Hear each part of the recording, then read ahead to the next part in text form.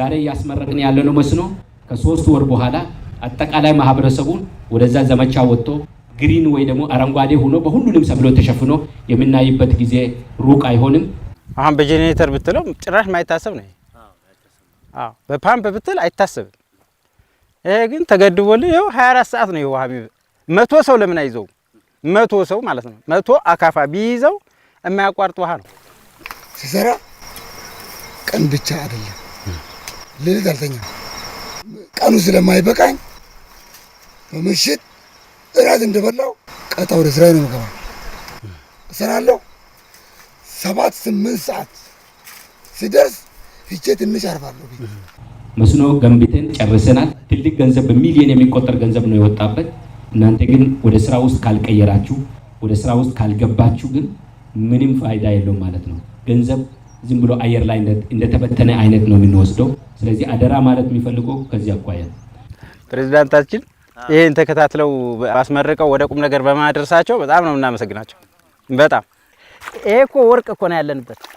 ይሄ ውሃ ከላይ የሚሄድ ወርቅ ነው። ከላይ የሚሄድ ወርቅ ነው። አዎ ከላይ የሚሄድ ወርቅ ነው። ሰው ወርቅ ይፈትሻል አይደለ? ከስር ይሄ ግን ወርቅ ነው ከላይ የሚሄደው ወርቅ ማለት ነው።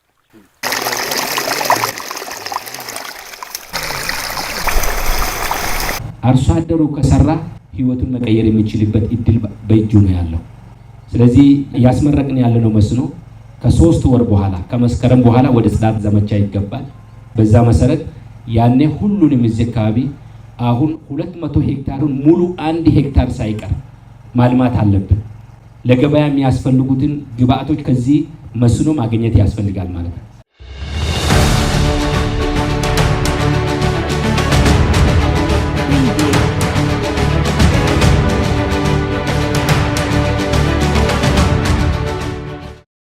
የተከበራችሁና የተወደዳችሁ ውድ ተመልካቾቻችን እንደምን አላችሁ? በጸንጻሉ ቀበሌ በኡራ ወረዳ ውስጥ ነው የምንገኘው። እጅግ በጣም የተቀናጀ መስኖ ልማት ያለበት አካባቢ ነው። በርካታ የአትክልት ዘሮችን እያየን ነው። ቲማቲም አለ፣ ሽንኩርት አለ፣ ጥቅል ጎመን አለ፣ ሀባብ አለ። በጥቅሉ ምንም የሌለ ነገር የለም። ሁሉም ያለበት ቦታ ነው። በጣም ልዩ የሚያደርገው እስከዛሬ ይታረሳሉ ተብለው ያልተገመቱ ጠፍ የሚያድሩ ቦታዎች፣ ታርሰው የማያውቁ ጫካ ነው። አንድ የታሪክ እጥፋት ላይ ነው ያለነው። በእኛ ዘመን ታሪክ እያየን ያለነው እንዲህ አይነት ታሪክ ለልጆቻችን እያወረስ ስንሄድ ሀገራችን ነገ የት እንደምትደርስ ሩቅ ምስራቅን አሻግረን የማናይበት የባህር ማዶን ምርቶች የማናስብበት እንዳውም አርሶ አደሩ እንዳሉት ይሄ ውሃ ማለት ከላይ የሚፈስ ወርቅ ነው እያሉን ነበርና እንዲህ አይነት ወርቅ እያየን ነው። ነገ ኢትዮጵያ የአትክልት ዘሮችን ወደ ውጭ ሀገር ኤክስፖርት የምታደርግበት እድሉ ሰፊ ነው። በጣም የሚገርም ነው። የቤኒሻንጉል ጉሙዝ ሚዲያ በእንዲህ አይነት ድባብ ውስጥ ቆሞ እንዲህ አይነቱን የምስራች ለዓለም ማህበረሰብ ሲያደርስ ትልቅ ደስታ፣ ትልቅ ኩራት ነው የሚሰማው። በዚህ ደማቅ ታሪክ አሻራቸውን ያሳረፉ በየተዋረዱ የሚገኙ አመራሮች፣ ባለሙያዎች፣ ንቁ አርሶ አደሮች ክብር ይገባቸዋል። ሀባብና ሌሎችም ደግሞ የአትክልት ዘሮችን ወደፊት እያየን ነው የምንሄደው። ወደ ቀጣዩ ስራችን እናመራለን። መልካም ቆይታ።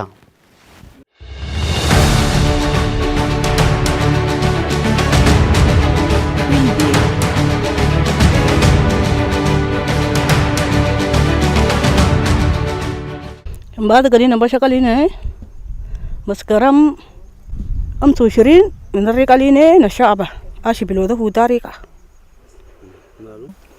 ይሄ መስኖ በመጀመሪያ ደረጃ ላይ በኩኩት ስንጠብቀው የነበረው መስኖ ነው። የመስኖ ግንባታውን ከተገነባልን በኋላ እኔ እንደዚህ አርሶ አደር መስከረም 25 ንቅናቄ የመስኖ ግንባታ ምርቃን ፕሮግራም ከተደረገ በኋላ ልክ ንቅናቄ ሲፈጠር መስከረም 25 አጸድቼ ሙሉ ተርቆ ሽንኩርት ፍል አፍልቼ ያው መስከረም 25 አካባቢ ላይ ነው ሽንኩርት ፍልን ጀመርኩት ነው እያለች ያለ ingin sekololom bale aw kim bishim mane le kitam ba sakale mabi mane ingin sekolole tale aw mabi hiyoi bashim mabi shoka ngale shim mabi shoka ingin sekolong ambal sing hiyeku sekoloi አሁን እዚህ ላይ ሰራ ነው ጥቅል ጎመን ሰርተናል፣ ቲማቲም ሰርተናል፣ ሽንኩርት ሰርተናል፣ ካሮትም ሰርተናል፣ ሰርፎ ብዙ ሀባብ ሳይቀር ሁሉ ሰርተናል። እኔ እንደ ሴት አርሶ አደር ከኔ ጎን ቆሞ እንደገና በተመሳሳይ ወደ ስራው ሲገቡ ሴቶች አሉ።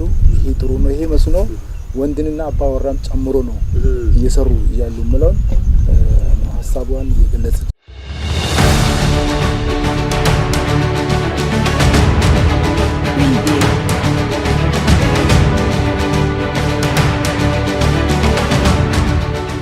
በትንሽ መሬት ላይ አርሶ አደር ጥቅል ጎመን ሰርቶ ብዙ ገንዘብ ነው የሚሰበስቡት እና በጣም ትልቅ ነው። ምን የሚያክል ጥቅል ጎመን እዛ አካባቢ ይመቻል ነው። በጣም ነው አየሩ በጣም ምቹ ነው። ለም አፈር ከመሆኑ የተነሳ የሚሰጠው ትምህርት መልሶ ነው የሚሰጠው። የአርሶ አደሩ ህይወት እንደው ምን ያህል እየተቀየረ አርሶ አደሩማ ቀይሯል። ከሳር ቤት ወደ ቆርቆሮ ቀይረዋል። ጥሩ ደረጃ ላይ ናቸው። በትንሹ መነሻ ካፒታል አላችሁ ብለን እንወስዳለን አርሶ አደሮቻችን ማለት ነው። ለዚህ እነኚህን የተናገሩት ልጆቹን አስተምሮ ለደረጃ ደርሰዋል። አስተምሮ ደረጃ ደርሶ ማህበረሰባችንም ያገለግሉ ያሉ አሁንም አልፎ 9 እና 10 የሚማሩ ልጆች አላቸው። ስለዚህ ይሄ ለውጥ ነው ማለት ነው። አንዱ ለውጥ ከሳር ቤት ወደ ቆርቆሮ ቤት ተሸጋግሯል። ሐሳባቸው ደግሞ ከቆርቆሮ ቤት ወደ ፕሉኬት ነው። አርሶ አደሩ ወጥቶ መስራት አለበት። ህይወቱ መቀየር አለበት። በኢኮኖሚ ጠንካራ መሆን አለበት። ምግብ ዋስትና ማረጋገጥ፣ ትርፍ ምርት የሚመረትበት አካባቢ ነው። እኛ ከሰራን ትርፍ ምርት ማምረት እንችላለን። ወደ ገበያ እናወጣለን፣ እንሸጣለን፣ ገንዘብ እናገኝበታለን፣ ልጆች እናስተምርበታለን፣ ህይወታችን እንቀይርበታለን። ከዚህ አኳያ በሁሉም የክልላችን አካባቢዎች ህዝቡ ምቹ ሁኔታ ላይ ነው፣ አርሶ አደሩ ምቹ ሁኔታ ላይ ነው ያለው። መስራት አለብን። ስራ ነው የሚያዋጣ። ከሌላ ቦታ ነበር ሲመጣ የነበረው። አሁን ግን ኡራ ወረዳ ላይ አበባ ባረግ ነው። ወደ ሌላ ቦታ ኤክስፖርት የማድረግ እድላችሁ ሰፊ ነው። ከእንግዲህ በኋላ እያቀረብ ነው ያለ ነው። ወደ መዲናችን አሶሳ ነው እያቀረብ ነው ያለ ነው። ለወደፊት የምናስበው ከአሶሳ አልፎ ከዚህ በፊት ከሌላ ክልል ወደኛ እንደሚመጣ እኛ ደግሞ እንድንልክ የሚል ተስፋ ነው ያለን አሁን በአሁኑ ሰዓት። ስለዚህ ሀብሀብን እንደ ዱባ እየገመጥ ነው። አዎ እኔም በጣም ነው። ይሄ ሁሉ ሀብሀብ ነው። ይሄ ራሱ ሀብሀብ ነው። አዎ ካሜራ ይታያል። ይሄ ሁሉ እዚህ ውስጥ ያለው ነው አጠቃላይ ሀብሀብ ነው። የአሶሳ ከተማ ህዝብ፣ የቤኒሻንጉል ጉሙዝ ክልል ማህበረሰብ እንዲህ አይነት ስራዎችን በየአካባቢ ማልማት ቢቻል የክልሉ ምድር መቀበል ይችላል። በሚገባ የኛ መሬት የሚሰጠው ሰጠው የማይሰጥ ነገር የለም። ሰጠው የማይሰጥ ነገር የለም። ይሄን እኮ ማንንም አይገምትም ነበር። እንደ ህልም ነበር የምናየው። ህልም ነበር። አዎ ከሌላ ሀገር እንደ ፋብሪካ ውጤት ነበር የምናየው። አሁን ግን እጃችን ላይ ነው። መሬት ሰጥተናል። መሬቱ ሰጥቶናል። እኛ ደግሞ እየተጠቀምንበት ነው ያለው።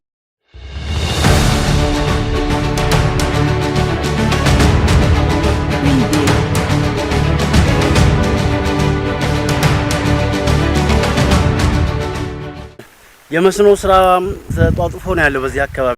ጫካ አልምታችሁ ደን ጥሳችሁ ነው የገባችሁትና ምንድነው አሁን እየተካሄደ ያለው? አብዱልቃድር እባላለሁ። አሁን ለጊዜው እየሰራን ያለነው ጎመን፣ ጥቅል ጎመንና ሽንኩርት ያው ጅማሮ ነው። ጅማሮ እንደምታዩት ጥሩ ነገር ነው እየጀመረን ያለነው።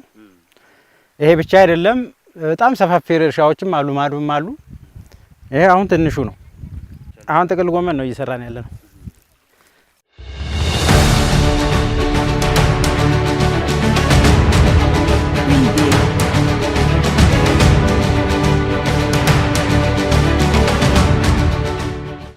ጫካ መንጥረን ነው። ጫካው ኃይለኛ ጫካ ላይ ነበር እንደምታዩት። አሁንም ወደ ላይ ይቀረዋል፣ ወደ ታችም አለው። ይሄን ነው እየሰራን ያለነው። ከአርሶ አደሩ ምንድነው የሚጠበቀው? ከአርሶ አደሩ እንግዲህ መንግስት ያለውን ነገር ብዙ ነገር አድርጎልናል። ከምንም በላይ ውሃው 24 ሰዓት ነው የሚመጣው። ውሃው ትርፍ ነው። ውሃው ያው ህብረተሰቡ እኛን እያየ ይሰራል። አሁን ጀምረዋል፣ እየሰራ ነው ያለ። በጣም ነው የማመሰግነው። እዚህ ክልል ይሄ የመጀመሪያው ልትለው ትችላለህ። ይሄ ብዙ ጊዜ ዝም ብሎ ማለት የከብት ማገጃ የነበር ቦታ ነው። ስለዚህ አሁን ይሄን ሁሉ ወደ ልማት መጥቶ ይሄ መሰራቱ በጣም ትልቅ ነገር ነው። በጣም ትልቅ ነገር እና እናመሰግናለን።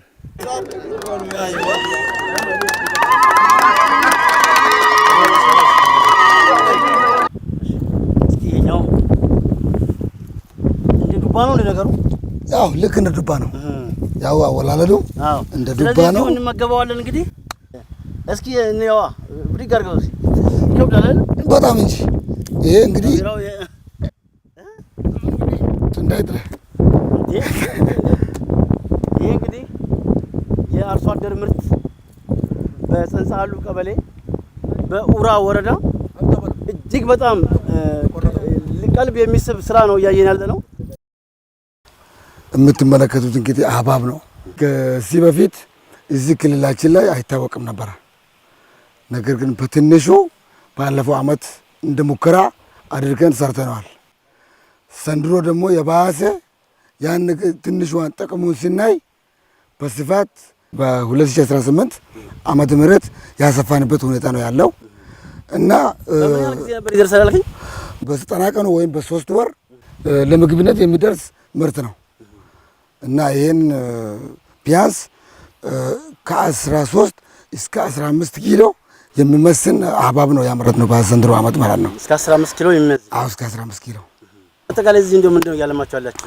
እንግዲህ እዚህ ላይ ያለማን ያለ ነው አንድ አባብ፣ ሁለተኛ ሙዝ፣ ሽንኩርት፣ ቲማቲም፣ ጥቅል ጎመን ነው እዚህ መስኖ ላይ የምናመርተው። ምን ያህል ሄክታር ነው አባቡ ያለው?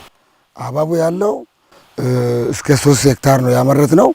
የደረሰውን 1 ሄክታር ብቻ ነው። ቅርብ ጊዜ የሚደርስ 2 ሄክታር አለ። ስለዚህ አሁን ይሄ እንደምታዩ ጫካ ነው እንግዲህ አሁን እየለማ ነው። አካባቢው አየር ንብረቱ ይስማማል ማለት ነው። አሁን ለነዚህ ሰብሎች በጣም ነው የሚስማማው። እዚህ አካባቢ ላይ የማይሆን ነገር የለም። ሁሉንም የሰጠውን ይሰጣል። ስለዚህ በጣም የሚገርም ነው። እስከ ዛሬ እኮ እዚህ ቁጭ ብላችሁ መሬቱን ሳይታረስ ችግርም ላይ ታሳልፉ ነበር። ያን ጊዜ እንዴት ታስታውሰዋል? እንግዲህ እስከ ዛሬ የምናውቀው ይሄ ግብርና ነገር እንደ ኋላ ቀርነት ነበር የምናየው። የኛ ሩጫ ምንድነው? ዛሬውን የምናገኘው ወርቅ ብቻ ነበር የምንሰራው። አሁን ግን 3 አመት ወዲህ ይሄ መስኖ ጀመርና የጀመርነው በጠለፋ ነበረ። በትንሽ ጀመርነው። ጥቅሙን እያወቅን ስንሄድ እንግዲህ ወርቆቻችን ላይ ሆኖ ለምንድን ነው ወርቅ የምንፈልገው ብለን ጉልበታችን፣ የልጆቻችን ጉልበት፣ የቤተሰቡ ጉልበት በሙሉ አሟጠን መሬቱ ጋር አገናኝተን ደህናውን ወርቅ እጃችን ላይ ይዘናል። የመንግስት ዓላማ ፕሮጀክቶችን ገንብቶ መመረቅ አይደለም። የመንግስት ዓላማ ፕሮጀክቶችን ጨርሶ ከዛ በኋላ ወደ ስራ ውስጥ ማስገባት ነው። ስለዚህ እዚህ አካባቢ ለሶስቱ ቀበሌ 200 ሄክታር ሊያለማ የሚችል የአነስተኛ መስኖ የተገነባው ህዝቡን ተጠቃሚ እንዲሆን ለማድረግ ነው። ስለዚህ እዚህ አካባቢ ያላችሁ አርሶ አደሮች ይህንን እድል መጠቀም አለባችሁ። አሁን እንደሚታወቀው በአሶሳ ከተማና በሌሎች አካባቢዎች በመስኖ ሊደሙ የሚችሉ በቆሎ አሁን በስንት ነው እየተሸጠ ያለው? ሽንኩርትም እንደዛ ውድ ነው። ቃሪያም፣ ቲማቲም፣ የተለያዩ በመስኖና በመኸር እርሻ ጭምር የሚታረሱ ሰብሎች በጣም ውድ ነው። ስለዚህ አርሶ አደሩ ከሰራ ህይወቱን መቀየር የሚችልበት እድል በእጁ ነው ያለው። ተጀዲ መሐመድ ይባላለሁ። የኡራ ወረዳ ግብርና ጽሕፈት ቤት ኃላፊ። አሁን ዛሬ እዚህ የምንገኘው በኡራ ወረዳ ጸንጻ ሀሎ ቀበሌ እንገኛለን። ይህ መስኖ ግድብ በኤፍኤስአርቢ ወይም በምግብ ስርዓት መጠናከሪያ ፕሮግራም ድጋፍ አማካኝነት የተገነባ መስኖ ላይ እንገኛለን ማለት ነው። አጠቃላይ እዚህ እንደ ኡራ ወረዳ 9331 ሄክታር በተለያዩ አዝርት በመስኖ እንሸፍናለን ብለን አቅደን ካቀርነው ውስጥ የእቅዱ 60% እስካሁን ድረስ እንደ ወረዳ መሸፈን ተችሏል። 60% የእቅዱ 60% መሸፈን ተችሏል ማለት ነው። እዚህ ጸንጻ ሀሎ ቀበሌ ላይ በሚገኘው እዚህ የተቀናጀ ግብርና ሊያስብል የሚችል ስራዎች እዚህ ተሰሩ ይገኛል። የዚህ መስኖ ግድብ ከ200 ሄክታር በላይ ሊያለማ የሚችል አነስተኛ የመስኖ ግንባታ በኤፍኤስአርፒ ፕሮጀክት ተቀምጦ የተለያዩ አትክልትና ፍራፍሬ ስራዎች እዚህ ተሰርቷል ማለት ነው። ለአብነት ሽንኩርት 85 አካባቢ ሄክታር የሚጠጋ ሽንኩርት እዚህ አካባቢ ላይ ተሸፍኗል። ቲማቲም አለ፣ ጥቅል ጎመን አለ፣ ሐባብ አለ፣ ቄንቄጽ አለ፣ ብርቱካን አለ፣ አቮካዶ አለ፣ ተለያዩ የምንላቸው ቀይ ስርም አለ፣ ካሮት አለ። ተቀናጭ ግብርና ሊያስብል የሚችል ስራዎች እዚህ ጸንጻሉ ላይ እየተሰሩ ይገኛል ማለት ነው። ስለዚህ አሁን ምናልባት የአርሶ አደሩስ ተነሳሽነት ምን ይመስላል? እንግዲህ ጠፍ ቦታዎች ናቸው እየለሙ ያሉትና ነው የስራ ባህሉ ምን ያህል ተቀይሯል ብለህ ታስባለህ? ያው መስኖ ግድቡ አዲሱ ከመሆኑ የተነሳ እናቶችንም ያየን ነው አዲሱ ከመሆኑ የተነሳ ከዚህ በፊት የዛሬ 8 አመት እዚህ አካባቢ ላይ መስኖ ተገንብቶ ተቋርጦ በመሃል ተቋርጦ ነበርና የኤፍኤስአርቢ ፕሮጀክት ድጋፍ መስኖን ከገነባ በኋላ አርሶ አደሩን አሁን ባለውበት ሁኔታ ውስጥ ተነሳስቶ ነው አሁን ዛሬ አሁን እዚህ አረንጓዴ ሆነ የምንታየው አርሶ አደሩን ቀድሞ በነሐሴና መስከረም አካባቢ ላይ የቅድመ ዝግጅት ስራ በመስራቱ ነው አሁን እንደዚህ አረንጓዴ ሆነ ያለው ነው ማለት ነው። ውስን የሆኑ ቦታዎች ላይ ብቻ ነው እስካሁን እንደነ ያደረገው እነሱንም ለበቆሎ ለተለያዩ ነገሮች ያዘጋጁ ያሉበት ሁኔታ ውስጥ ነው። ስለዚህ አርሶ አደሩን ተነሳሽነት ጥሩ ነው። ማውራዎችንም ሴቶችንም እንደውም በተለይ ለየት የሚያደርገው እዚህ አካባቢ ላይ ሴቶች የሚያደርጉት ተሳትፎ እጅግ በጣም ጥሩ ነው።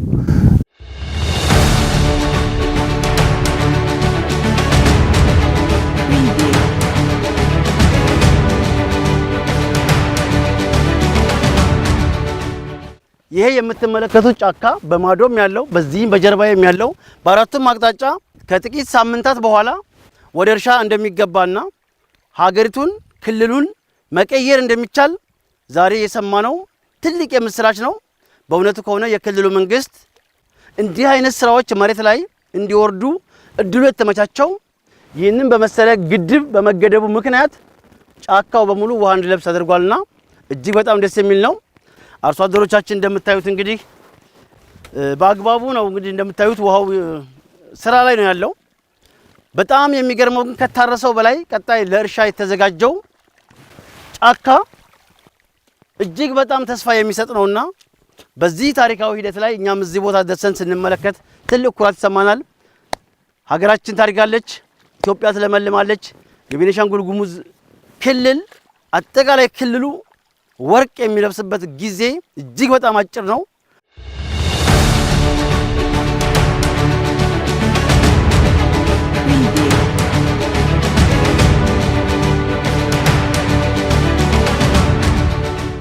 እስኪ አንተን ህይወት አጫውተን። ከዚህ በፊት ምን ነበር የምትሰራው? እኔ በኢንቨስትመንት ዙሪያ ነው የምሰራው፣ ግን አሁን መስኖ ሲባል ወደዚህ ነው የመጣሁት። አሁንም እርሻ አለኝ ሌላ ቦታ፣ መስኖ ግን ይሄ የተሻለ መስኖ ነው ብዬ ነው ወደዚህ የመጣሁት። ስለዚህ ጥሩ ነገር ነው እዚህ እየሰራ ያለው። እኔ 4 ሄክታር። አዎ። በጥቅል ጎመን ብቻ ነው? ጥቅል ጎመንና ሽንኩርት፣ በርበሬም አለ፣ ሀብሀብም አለ። ሀብሀብም አለ። አዎ። እንግዲህ ውሃው ተመቻችቷል። ይሄን ሁሉ ማረስ ይቻላል። ምንም 24 ሰዓት ብትሰራ ይሄ ነው የምትለው ጊዜ መጠበቅም አይቻልም፣ መስራት ነው። በግብአትም በለው በብዙ ድጋፍ ነው አሁን እዚህ ላይ ያለ ነው። በብዙ ድጋፍ ግቡ ብለው አስገብተውን ማለት ነው። በእነሱ ነው አሁን ከፊቱ ሳይሆን እነሱ ነው ያስገቡን እዚህ ጋር። ከምንም በላይ እናመሰግናለን።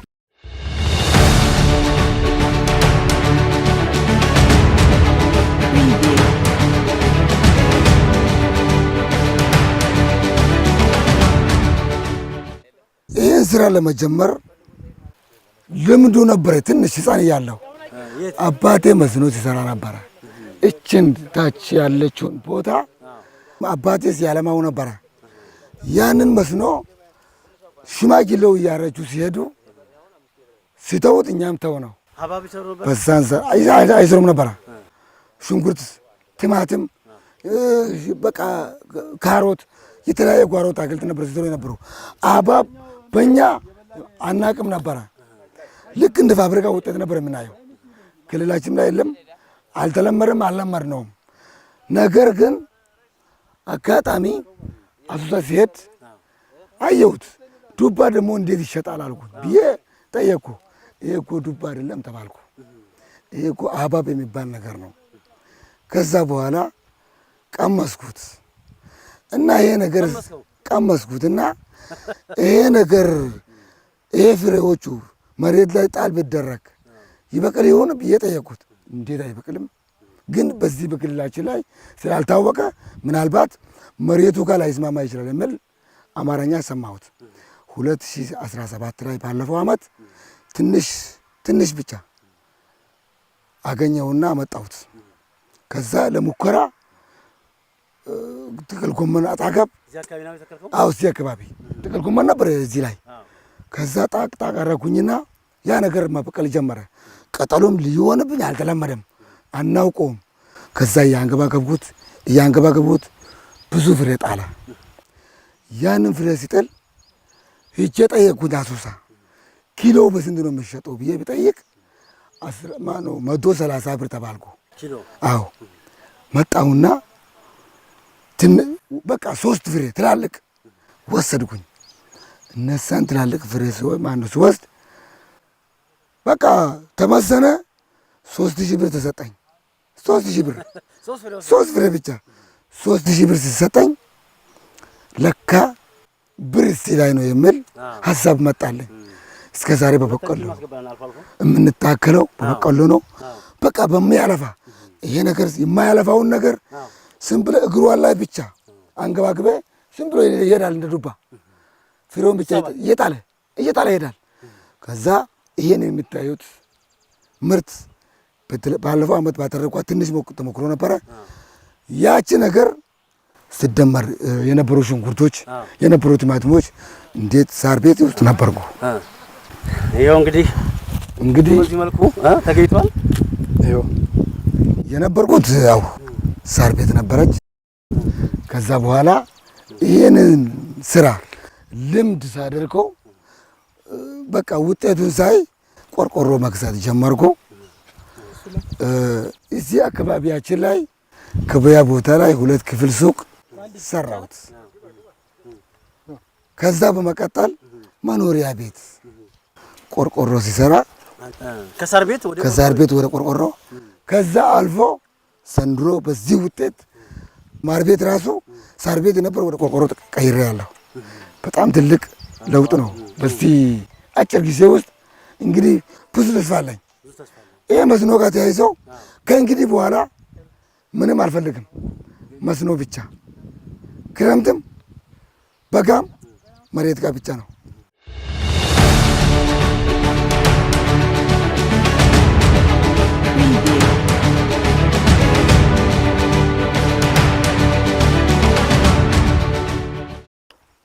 ወንድሙ ተሰራ እባላለሁ። የምግብ ስርዓት ማጠናከሪያ ፕሮግራም አስተባባሪ ነኝ በወረዳው ላይ ማለት ነው። መስኖ የጀመርነው አምና በጄኔሬተሮች ነው። መጀመሪያ ላይ እንትን ያደረግነው በአጠቃላይ 25 ጄኔሬተሮች ለእያንዳንዳቸው ከ10 ሄክታር በላይ ሊያልሙ የሚችሉ እነሱን ሰጠን። የነዛን ውጤት ስናይ አርሶ አደሩ ተጠቃሚ መሆን ይችላል። ከ5 እና 6 አርሶ አደሮች ናቸው በአንድ ጄኔሬተር የሚጠቀሙና ይሄ የጸንጻሎ አነስተኛ መስኖ ግድብ የዘመናት በአመታት ወደ 8 አመት የህዝቡ ጥያቄ ነበረ።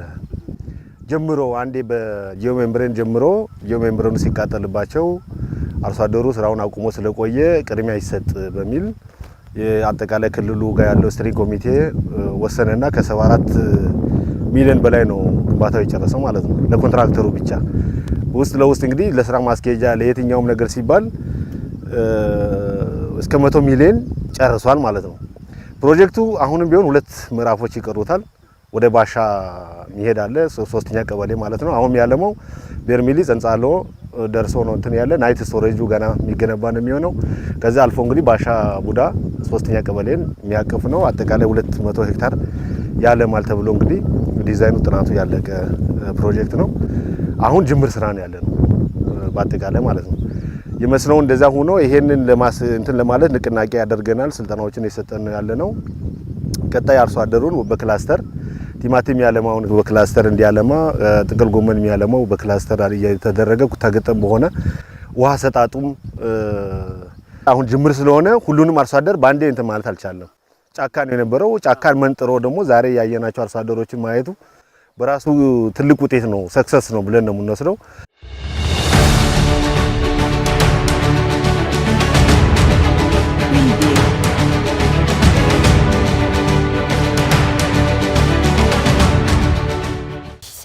ባንቺ አምላክ ባው ባላለው በአሶሳ ዞን ኡራ ወረዳ የመስኖ ልማት ቡድን መሪ ነኝ።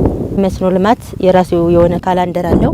አንድ ካላንደር ጃምፕ ማድረግ የማይቻልበት መስኖ በነሐሴ አጋማሽ ወር አጠቃላይ የአርሶ አደር ኮንፈረንስ ወደ 19674 አርሶ አደር ኮንፈረንስ ካደረግን በኋላ በእያንዳንዱ ቀበሌ እንደ ወረዳችን 38 ቀበሌዎች አሉ። ከዛ ውስጥ ወደ 22 ቀበሌ የመስኖ ተደራሽ አድርገናል። አሁን ዋና አላማው የወረዳው እንደ ወረዳ ቅደን የተነሳን ያለው 2-3 ቀበሌዎች ላይ መስኖን ማስፋት ይሄን ታክል የምግብ ዋስትና ሊያረጋግጥልን አልቻለምና የትኛውንም የመስኖ አማራጭ ተጠቅሞ አርሶ አደሩ መስኖ ማልማት አለበት በሚል ነው አቅደን እየሰራን ያለን። እንደ ወረዳ 9331 ሄክታር ታቅዷል። እስከ 0 ዓመት 4190 ሄክታር በተለያዩ ጓሮስ አትክልቶች ዘር ሸፍነናል። ይሄው እንደምታዩት አሁን የሀባብ ምርት፣ ጥቅል ጎመን፣ ሽንኩርቶች ወደ ገበያ እየወጡ ነው። ወደ 332094 ኩንታል ምርት ወደ ገበያ ወጥቷል እስከ 0 ዓመት ማለት ነው። እንግዲህ በሚገርም ሁኔታ ለሚዲያ ሽፋን ለመናገር ብቻ ሳይሆን እውነቱን ለመናገር ታንጀብሊ በምን ሄደው ቀበሌ ጥሩ የመስኖ እንቅስቃሴዎች ያሉበት ሁኔታ አለ። አሁን በተለይ እነዚህ አነስተኛ የውሃ መሳቢያ ፓምፖች ባሉበት ቀበሌ ደግሞ ከዚህ በላይ ሰፋፊ ክለስተሮች ያሉበት ሁኔታ አለ። አነስተኛ መስኖ ግንባታ ወደ 6 አነስተኛ መስኖ ግንባታ በወረዳው አለ። በዚህ አመት ሁለት ትልቅ ወደ 200 ሄክታር የሚያለማውን የምንገኝበት የጽንጻሉ አነስተኛ መስኖ ግንባታ በኤፍኤስአርፒ ፕሮግራም ግንባታ ተገንብቶ በዚህ አመት ነው ወደ ስራ የገባ። አሁን 75% በላዩ ለምቷል ማለት ነው እዚህ ግንባታ ላይ።